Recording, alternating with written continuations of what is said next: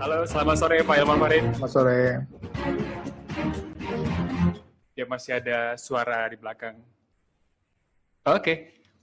Baik, tadi kita di sesi inspirasi pertama sudah berbicara dengan Ibu Erna Wirtular.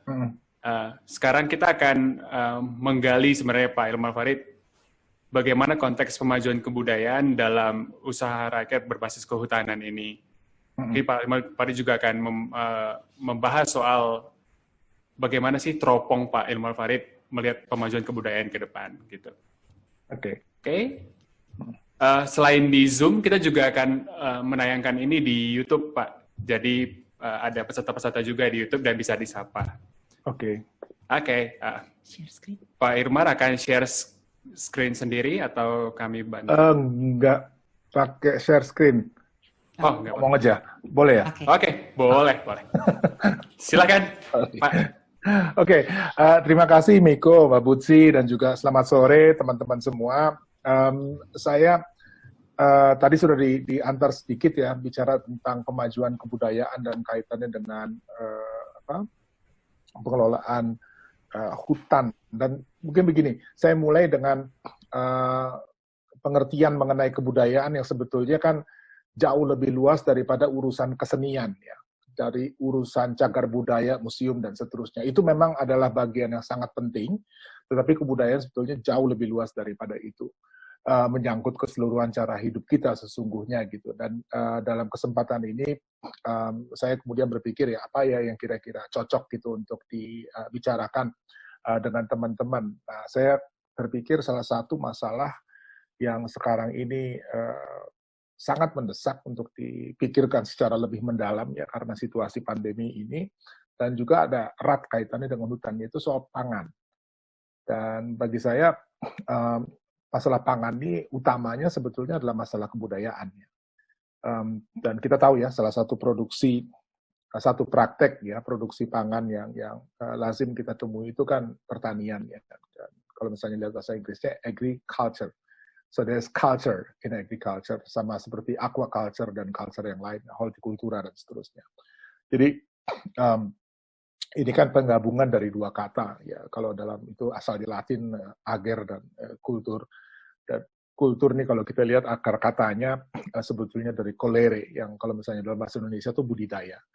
Jadi kita lihat bahwa selama bergenerasi orang mencari jalan bagaimana caranya memenuhi kebutuhan hidupnya, yaitu tadi soal pangan dengan mengembangkan berbagai macam praktek dan pengetahuan. Itu akumulasinya dari generasi ke generasi yang kemudian membentuk pola dan akhirnya menjadi kebiasaan gitu ya.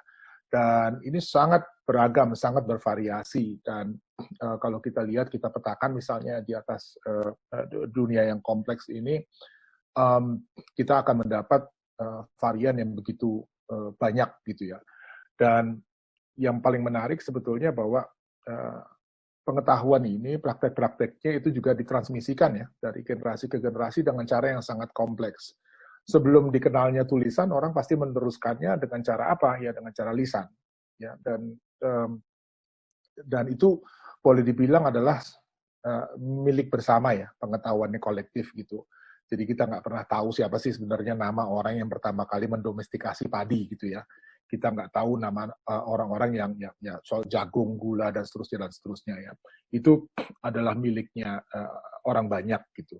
Dan konsep ini di dalam masyarakat pramodern memang sangat berbeda ya dengan cara kita sekarang ini mengelola gitu. Dan bahkan hutan itu juga nggak ada milik orang itu. Ya. Hutan itu ya miliknya bersama, semua orang bisa mengambil manfaat dan sama-sama juga menjaganya ya, sehingga tetap bisa menjadi sumber penghidupan.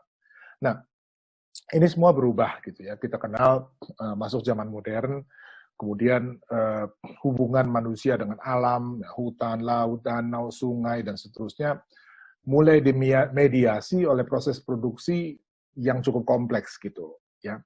Dan kita kemudian mengakses sumber penghidupan itu, hasil-hasil dari hutan dan seterusnya, melalui apa yang kita sebut pasar. Ya, dan itu saya kira salah satu topik utama dari pembicaraan kita. Itu juga menyangkut soal pasar. Nah, problem besar kemudian muncul ketika di dalam prosesnya orang tidak lagi menukar sesuai dengan kebutuhan dan orang bahkan tidak lagi memproduksi sesuai dengan apa yang diperlukan, tapi untuk dijual. Jadi prinsipnya sama sekali bergeser. Kalau dulu orang mengumpulkan makanan, mengumpulkan atau menanam padi, terus panen dan seterusnya itu untuk keperluan konsumsi, sekarang orang memproduksi itu sebetulnya bukan pertama-tama untuk dikonsumsi, tapi untuk dijual. Nah, untuk waktu yang cukup lama, 200 tahun terakhir ini, boleh kita bilang ini sistem yang dominan ya, dan kita sudah begitu terbiasa, mindset kita juga udah di-set begitu rupa, sehingga kita nggak lagi menyadari bahwa ini sebetulnya adalah penemuan yang relatif baru kalau lihat sejarah umat manusia ya, di dalam 200 tahun terakhir. Dan Indonesia ini mungkin boleh dibilang menjadi semakin dominan dalam 100 tahun terakhir gitu. Jadi sesuatu yang relatif baru, tapi kita menganggapnya sebagai satu sistem yang sudah begitu mapan karena memang kita juga nggak kenal lagi ya alternatifnya yang lain. Nah, problem mulai muncul ya ketika sistem yang dominan yang mapan ini kemudian mengalami gejolak ya dari waktu ke waktu. Ada yang mengatakan krisis ekonomi, ada yang krisis sosial, bisa karena bencana alam, dan sekarang ini ya karena pandemi.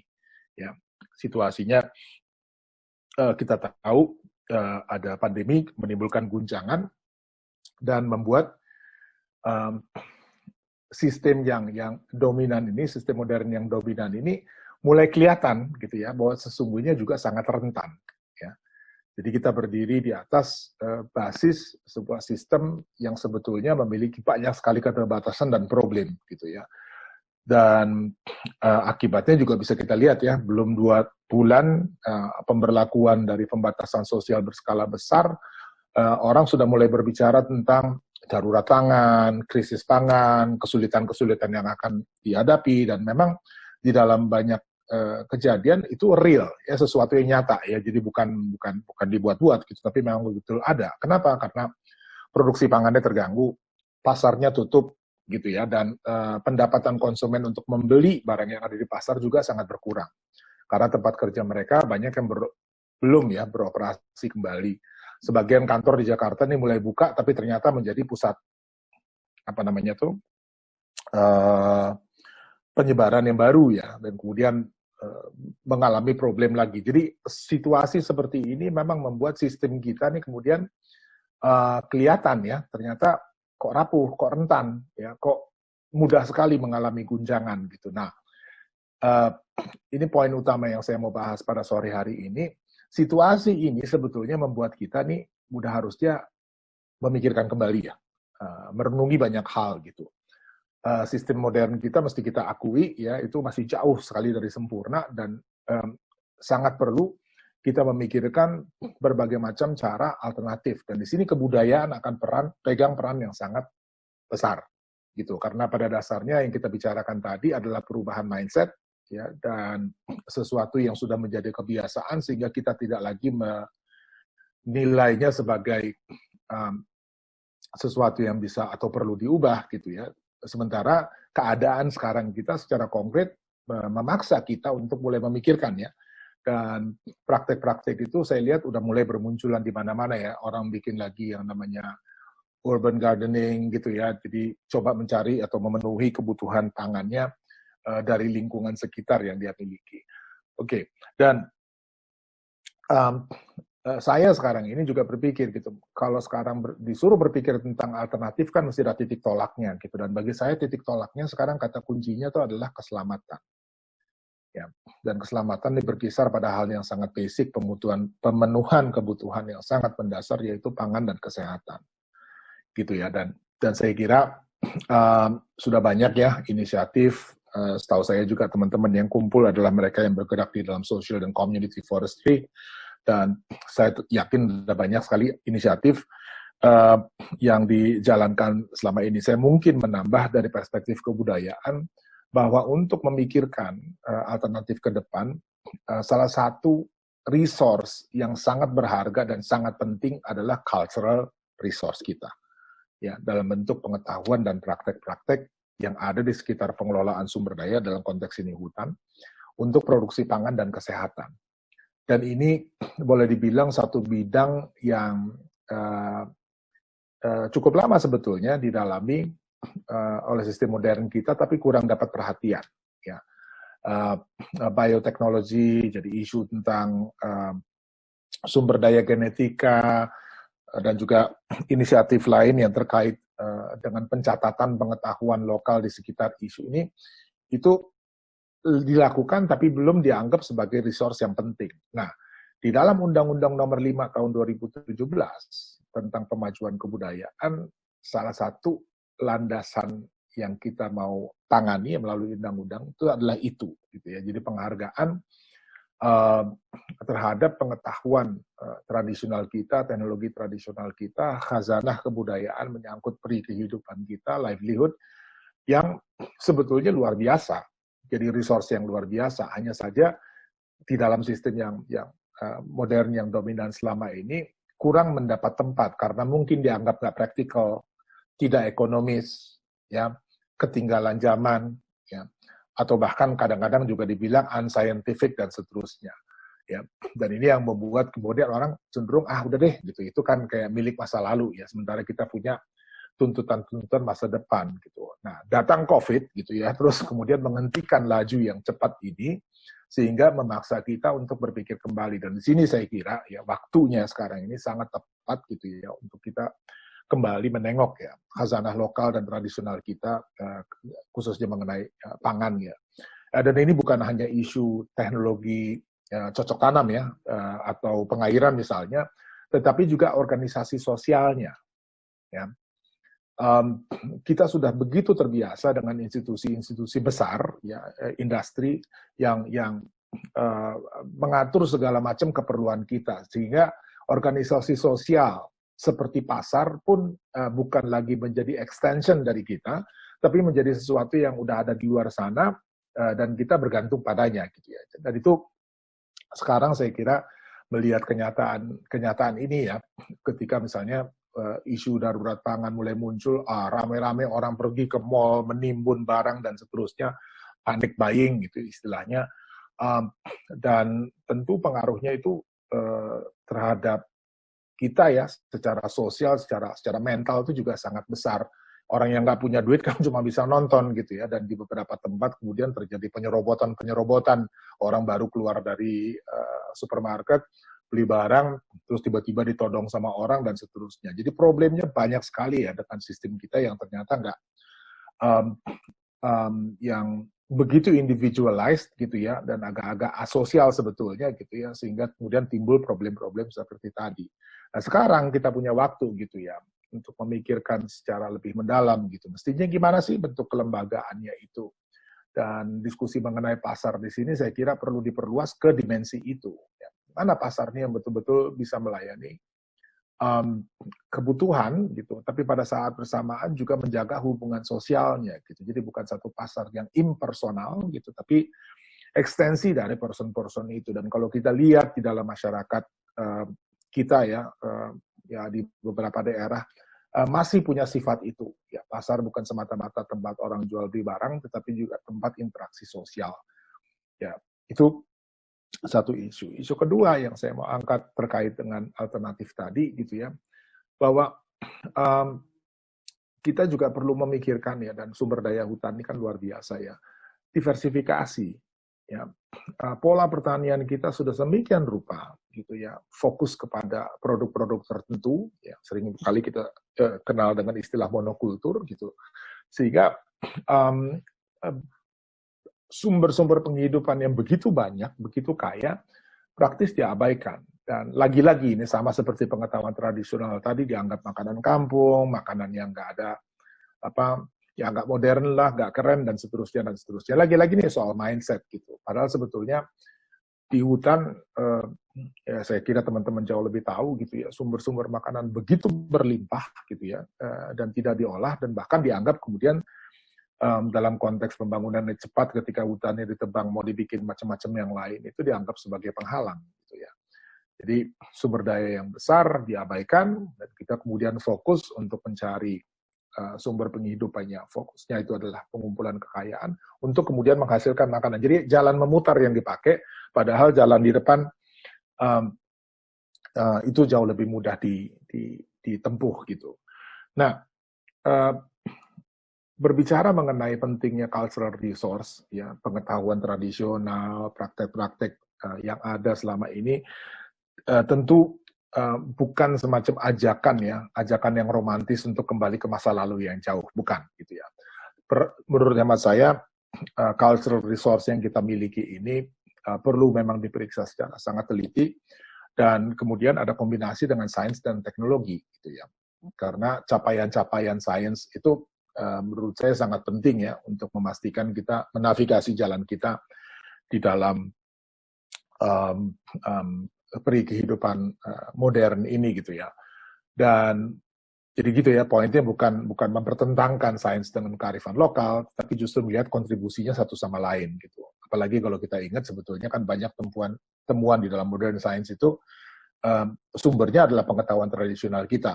Ya, coba aja lihat kina, dan banyak sekali obat-obatan yang basis risetnya itu adalah praktek pengetahuan dari orang lokal yang diperhatikan oleh ilmuwan, kemudian cari rumusannya, dibuatkan argumen saintifiknya, landasan ilmiahnya, sehingga menjadi bagian dari modern science gitu. Nah itu pentingnya ya, saya kira mengkombinasi antara pengetahuan tradisional dan sains, dan yang kita sebut pemajuan kebudayaan sebetulnya esensinya adalah itu. Ya, menggunakan resource yang ada di dalam sejarah kita, dalam kebudayaan kita, dengan peralatan modern, sains, teknologi, dan seterusnya, menghasilkan sesuatu yang baru. Ya. Dan sains, saya kira juga, dan sains dan teknologi, saya kira, bukan cuma di situ, tidak berhenti di tingkat mengembangkan ya resource yang kita miliki, tetapi juga secara sistemik dari segi organisasinya gitu ya. Ada banyak hal yang katakanlah 20-30 tahun lalu tuh nggak terbayangkan. Ya. Tapi sekarang bisa diselesaikan oleh teknologi. Contoh yang paling konkret itu perencanaan di sekitar produksi dan distribusi pangan. Ya.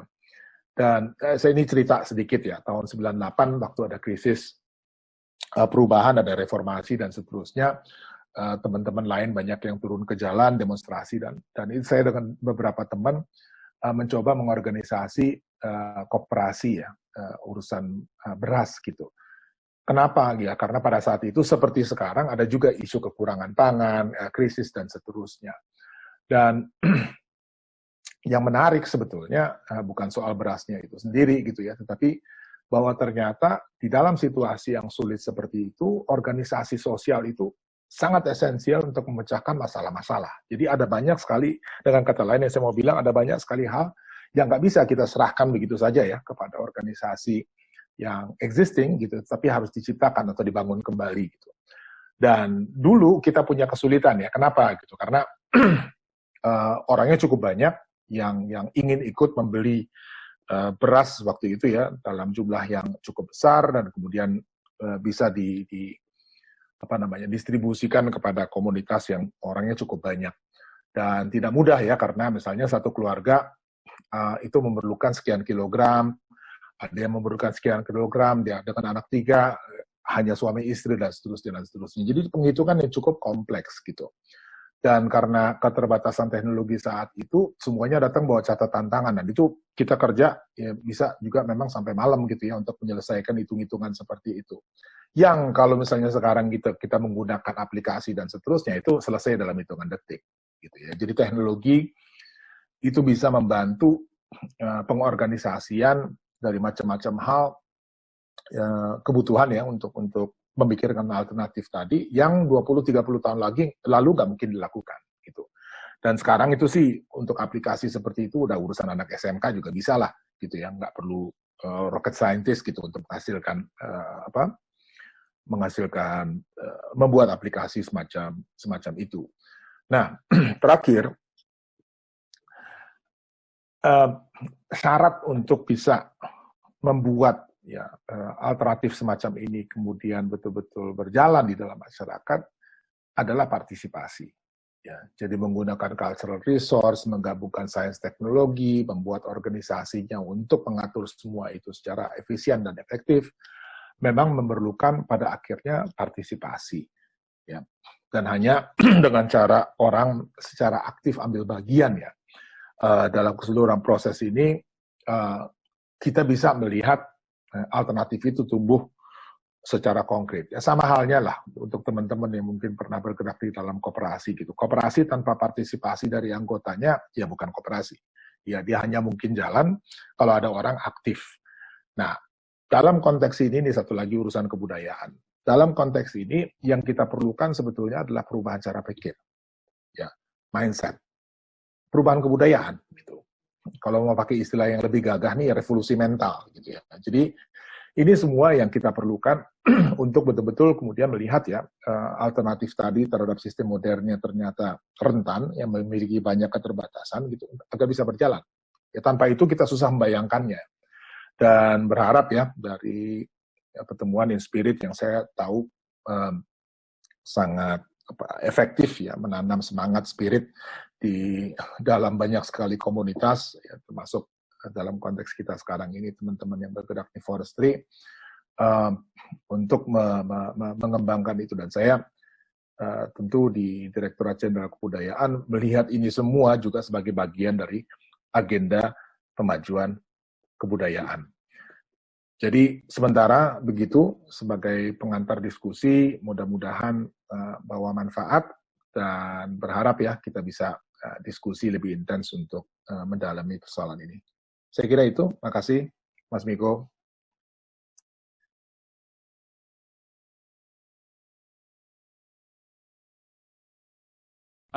Kita masih punya waktu sekitar 20 menit untuk tanya jawab. Ya. Dan ini bebas saja, tidak. Tadi kalau sebelumnya kita memanggil dari kelompok, ini tinggal raise hand dan kemudian nanti kita panggil siapa yang akan bertanya. Nah, tapi sembari Bapak Ibu yang lain mempersiapkan pertanyaannya, Pak Hilmar Farid, saya ingin bertanya sebenarnya, apakah konteks kebudayaan itu adalah sesuatu yang jadi, gitu ya, selesai, sehingga kita kalau bilang mau melihat kebudayaan, kita melihatnya ke belakang. Atau justru dia kebudayaan itu sebuah proses in the making, gitu. Jadi proses yang bisa terus-terusan berubah. Gitu. Nah, bagaimana Pak Hilmar Farid? Kebudayaan sendiri sih nggak pernah selesai ya, proses in the constant making, jadi terus aja gitu ya.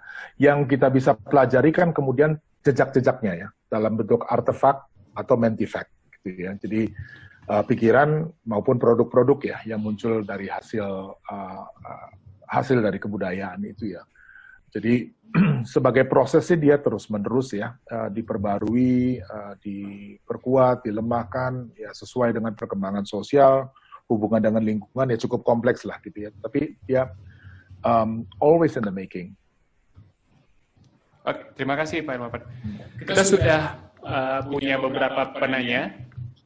Ya, Dito Pradito Musandono sudah resign, silakan. Halo, Bu Butsi dan Mas Wiko, terima kasih. Salam kenal Pak Hilmar. Halo. Saya Pradito Musandono, Pak. Panggilannya Dito. Kebetulan saya di Direktorat Jenderal Perhutanan Sosial dan Kemitraan Lingkungan, KLHK. Saya sedikit mau sharing juga, karena kebetulan saya sudah beberapa kali kunjungan ke lokasi-lokasi hutan yang dikembangkan oleh masyarakat hukum adat, Pak. Nah, terkait itu, saya mau tanya apakah tanggapan Bapak terhadap hutan yang dipercayakan kepada masyarakat adat seperti apa, dan terutama sih masyarakat yang masih memiliki adat istiadat dan kebudayaan yang masih kental ya Pak. Nah, terus menurut Bapak apakah itu merupakan keputusan pemerintah yang benar atau tidak? Itu sih mungkin dari saya. Waduh. Terima kasih Pak. Sebenarnya jawabannya dari tempatnya Mas Dito itu. Saya mau dapat tanggapan dari Bapak justru. Oke. Saya kira begini, kalau ditanya soal tepat atau enggaknya ya, tentu sangat tepat untuk menyerahkan satu urusan kepada kalangan atau kelompok yang sangat mengenal urusan itu. Dalam hal ini hutan ya, dikelola oleh masyarakat hukum adat yang punya pengalaman, pengetahuan, praktek-praktek yang sudah berlangsung ratusan mungkin ribuan tahun gitu ya. Jadi sangat tahu bagaimana caranya mengelola itu. Nah, problemnya adalah gitu ya, di dalam program semacam ini menyangkut orientasi. ya mau kemana gitu. Kalau diharapkan kemudian perhutanan sosial ini bisa menyumbang pada pertumbuhan ekonomi dengan logik yang sama seperti perkebunan kelapa sawit, ya nggak jalan itu. Ya, dan itu malah timbul soal gitu. Dan saya kira teman-teman sudah cukup hafal lah gitu ya, ketika ada penyerahan hak untuk menggarap dan haknya itu kemudian bisa ditransfer, ya timbul soal gitu ya. Kemudian diambil oleh atau digunakan, dimanfaatkan oleh pihak yang sebetulnya berlawanan kepentingannya dengan ide perhutanan sosial itu sendiri gitu. Jadi ini masalah yang kalau misalnya dilihat di atas kertas bagus ya, tapi tentu ada syarat ya di dalam pelaksanaannya agar dia betul-betul bisa efektif melayani kepentingan dan sesuai ya dengan tujuan awalnya gitu. Dan saya kira semua teman-teman yang pernah yang bekerja di dalam bidang keadilan agraria melihat juga ya bagaimana tanah-tanah yang kemudian diserahkan melalui proses sertifikasi, reforma land reform dan seperti itu, ternyata ketika tidak dibantu di tingkat tata kelola produksi, distribusi, keseluruhan ekosistem dari sistem agraria yang lebih sustainable itu, ya berakhir dengan problem yang sama seperti awalnya ketika program itu mulai gitu ya. Jadi prinsipnya sangat setuju gitu ya, tapi memerlukan beberapa syarat ya yang mesti dipenuhi agar bisa berjalan secara efektif.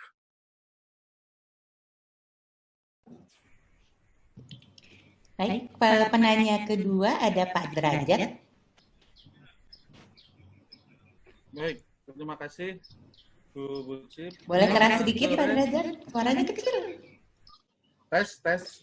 Ya. Tes. Selamat sore Pak Ilman. Sore Pak Derajat. Ya. Saya Derajat Kurniadi dari Dirjen Pengelolaan Hutan Produksi Lestari Kementerian LHK. Kita tahu bahwa 17 Agustus nanti pemerintah kita tepat 75 tahun ya merdeka. Dan itu usia yang mungkin bukan muda lagi gitu untuk ukuran suatu bangsa gitu. Dan kita tahu beberapa negara juga yang mungkin belum sampai 75 tahun juga sudah maju. Dan bahkan ada yang hampir barengan dengan kita seperti Korea Selatan itu kalau nggak salah kan hampir sama itu kemerdekaannya. Itu begitu maju saat ini dibanding dengan kita.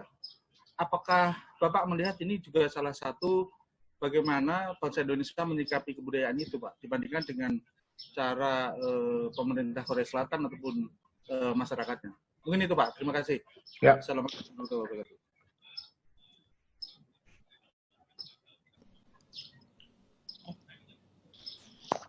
Baik, makasih. Ini pertanyaan sangat penting, Mbak Derajat. Makasih ini sudah diangkat ya, apalagi dalam konteks kita memperingati kemerdekaan.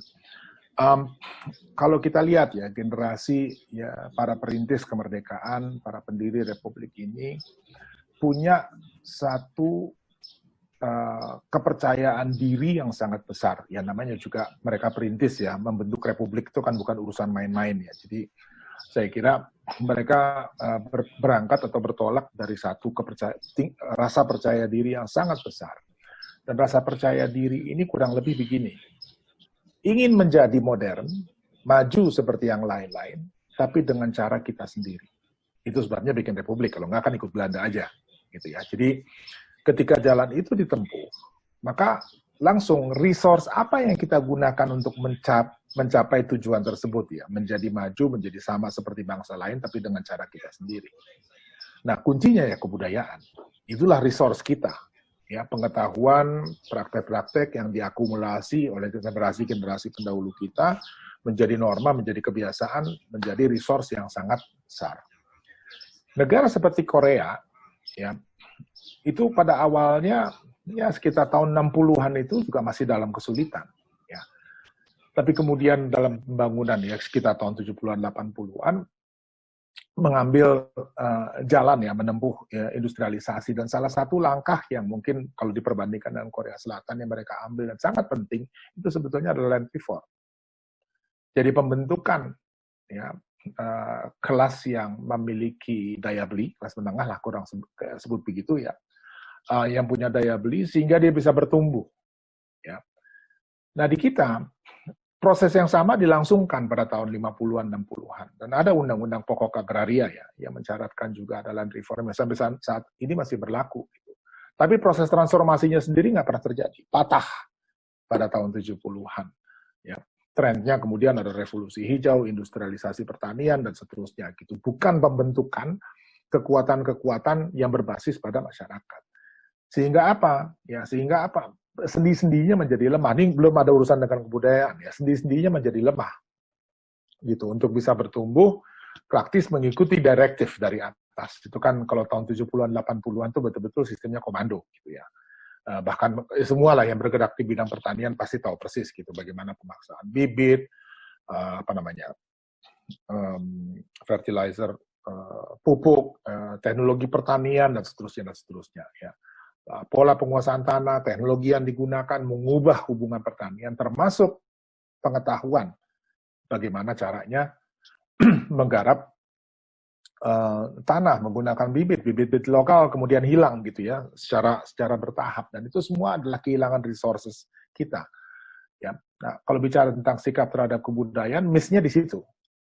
Ya, itu satu dimensi. Dimensi yang lain kalau dibandingkan dengan negara seperti Korea, ya yang relatif homogen secara kultural. Nah, kita nih hidup tidak kurang dari 47 ekosistem. Ya, dengan sejarah juga yang sangat variatif. Kita berbicara dalam 686 bahasa. Jadi kalau bicara tentang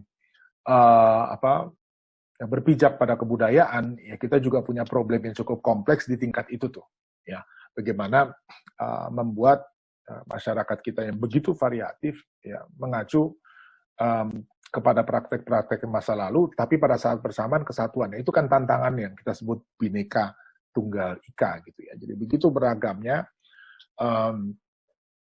situasi yang kita miliki baik secara historis maupun sosial dan kultural gitu, tapi pada saat bersamaan harus menjadi kesatuan. Jadi saya nggak bisa bilang bahwa wah Indonesia kurang perhatian terhadap kebudayaan dibanding Korea Selatan gitu ya, karena situasinya memang berbeda. Tapi yang paling penting juga tadi syarat sosialnya ya untuk orang kemudian menggunakan cultural resource-nya dengan efektif yang nggak terjadi gitu ya. Karena misalnya sekarang kita menganjurkan petani, ayolah gitu kembali lihat bibit-bibit lokal dan segala macam, jangan-jangan tanahnya dia nggak punya. Jangan-jangan akses dia kepada sumber daya untuk mempraktekkan pengetahuannya itu sudah hilang. Gitu ya. Jadi kita punya problem sosial ekonomi di samping kebudayaan yang menurut saya sangat penting ya untuk dilihat gitu. Baik, Biko masih ada beberapa pertanyaan. Kita cuma punya untuk 3 penanya tadi yang sudah lebih dulu. Ada Bobby, kemudian ada Pak Tito, ya, betul. Dan yang terakhir Pak Tommy.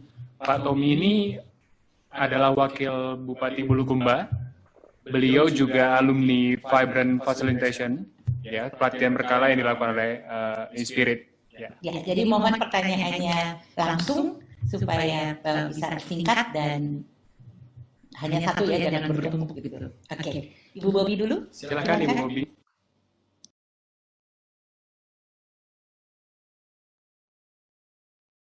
Masih mute, Bu? Oh, iya. Makasih, Bu. Salam kenal, Pak Hilmar. Saya Bobi dari Direktorat KPHP. Saya mau nanya pendapat Bapak, karena tadi bicara tentang budaya itu merubah mindset, dan itu tentu akan tercermin ke perilaku.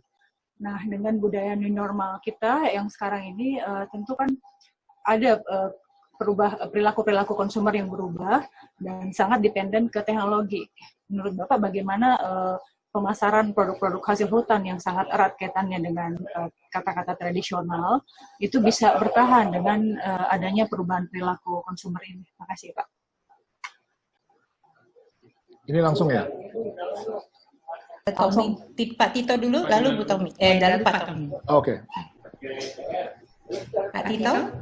Ya, terima kasih Mbak Buki. Selamat sore. Bisa agak keras Pak Tito? Selamat sore. Oke. Terdengar? Ya. Terdengar, Pak. Ya, makasih. Selamat sore, nama saya Tito, bertugas di Direktorat Jenderal Planologi Kehutanan dan Tata Lingkungan di Kementerian LHK. Pak Dirjen, saya mau bertanya begini. Kita kan topiknya ada kata kunci ini pendekatan pasar, Yang kedua itu ada kata kunci budaya.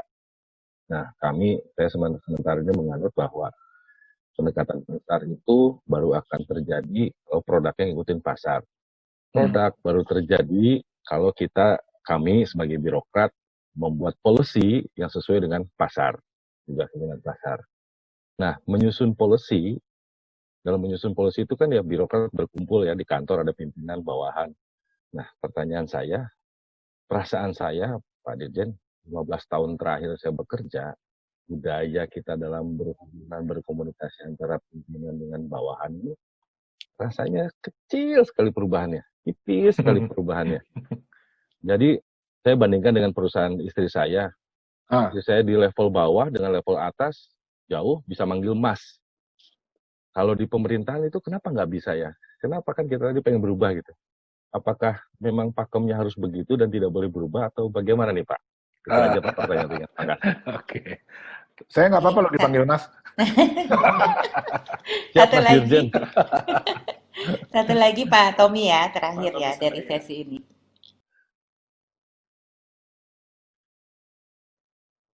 Masih mute Pak Tommy. Oh itu dia. Selamat sore Mas Hilmar. Gimana kabarnya? Kabar baik Mas. Ini mah guru saya, mestinya beliau nih yang ngajarin kita nih. Benar, sebenarnya ini tentang paradigma bahwa ketika kita selalu bicara tentang kearifan lokal, cara berpikir sebagai masyarakat kita itu kan pasti lebih cenderung ke arah yang sedikit diskriminatif. Dua, pengelolaan sumber daya rata-rata berada di daerah remote area.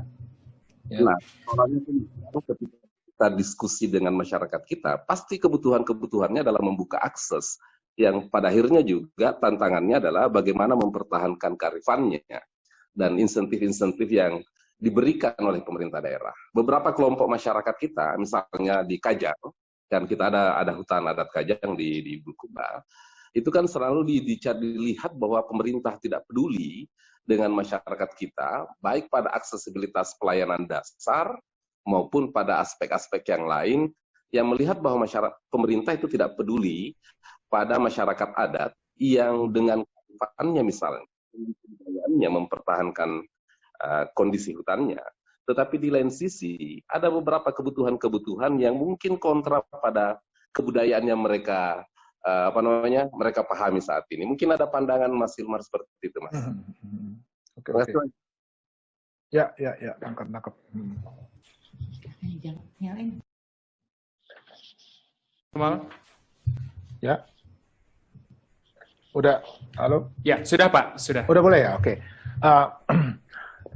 Ini sebetulnya saling terkait nih pertanyaan ya kalau menurut hemat saya. Jadi begini Mbak Bobby, perubahan perilaku karena online dan segala macam ini kira-kira terus kemudian gimana ya produk-produk masyarakat yang tradisional. Ini pas saya lagi diskusi ya dengan teman-teman dari Sarinah, dari Smesco untuk problem ini gitu. Karena banyak sekali produk-produk kita yang berbasis pada pengetahuan tradisional, kekayaan khazanah kebudayaan dan seterusnya kurang dapat tempat gitu. Kalau pakai bahasa marketing problem kemasan gitu. Tapi menurut saya yang lebih jauh problemnya sebetulnya ada problem narasi.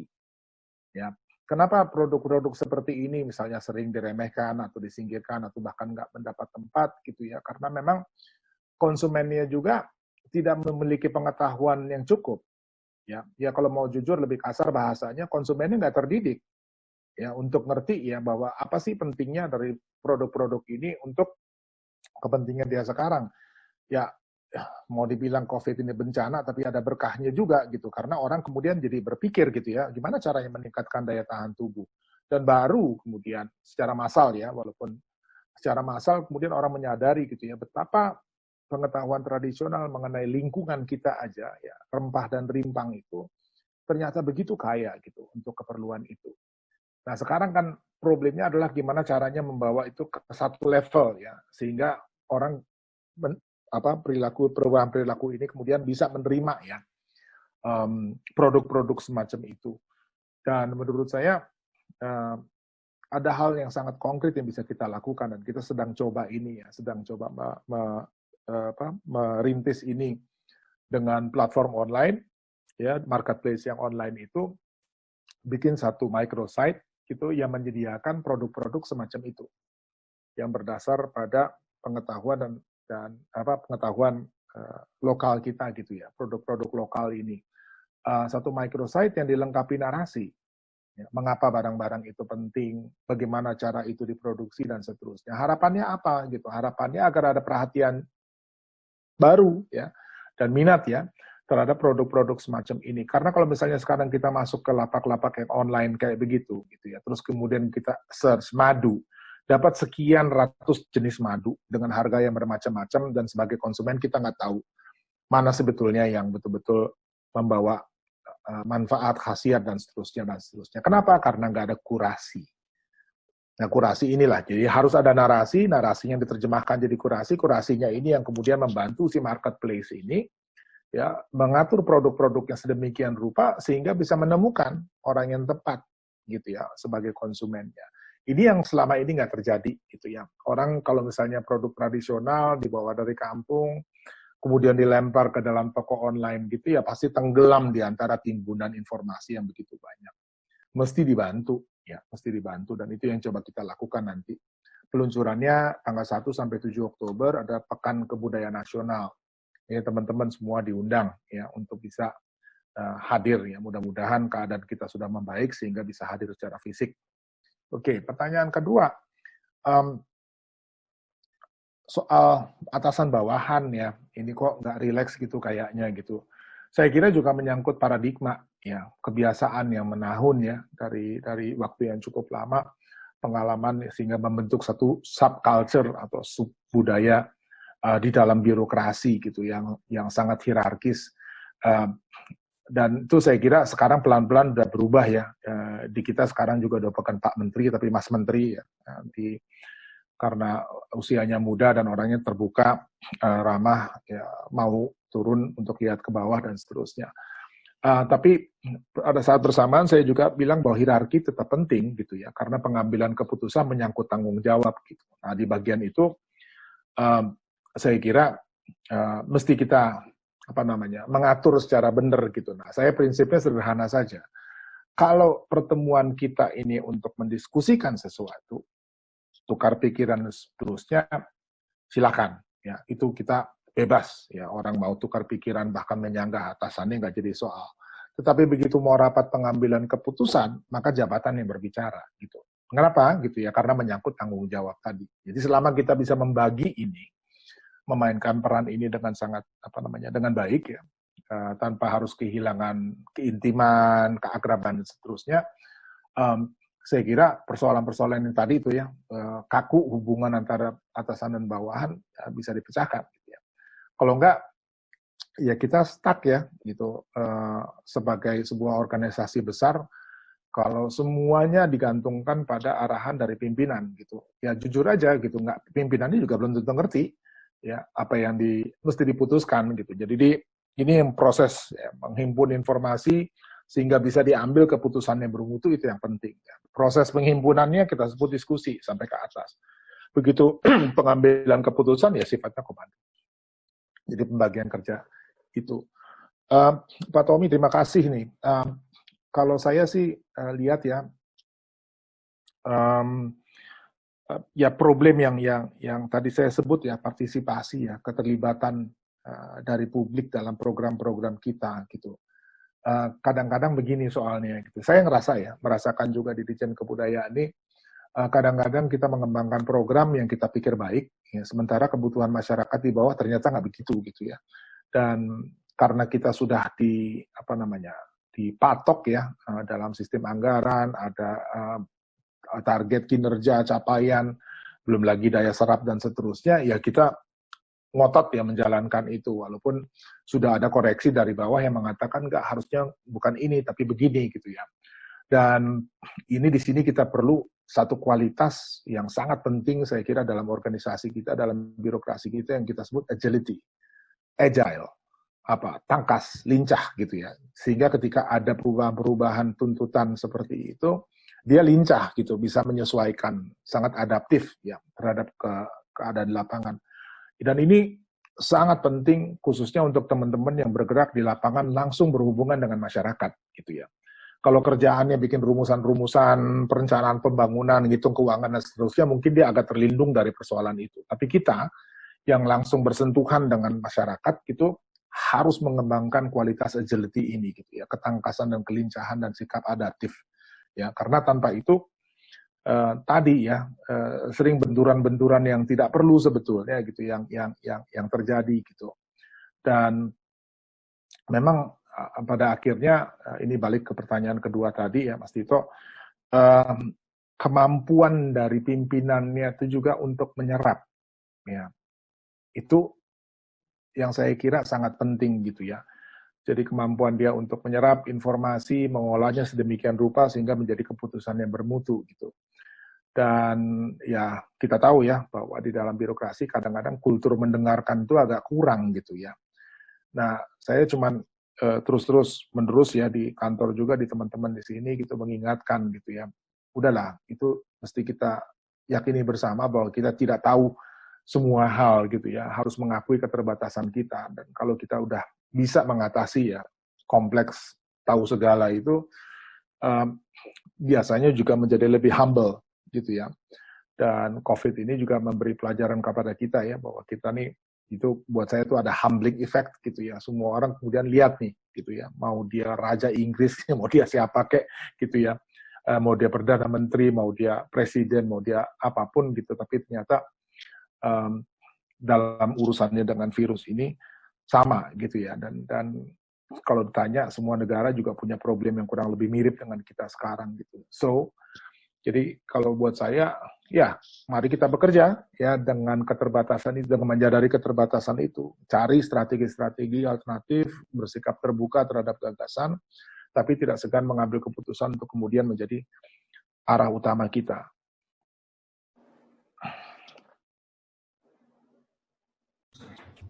Oke, terima kasih banyak Pak Hilmar Farid. Sama-sama. Sudah merespon.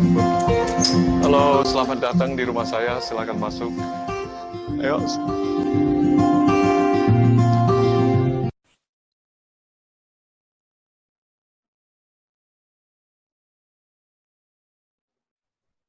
Farid hari ini, bahwa sebenarnya pengelolaan hutan yang kita pelajari dan akan kita lakukan, sebenarnya juga adalah tindakan atau laku-laku kebudayaan.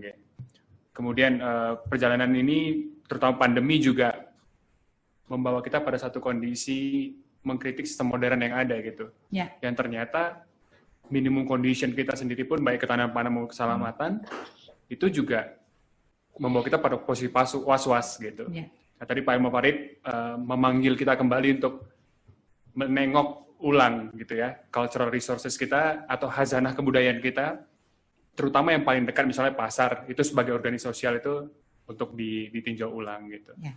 Nah, setelah ini kita akan kemana Mbak Buci?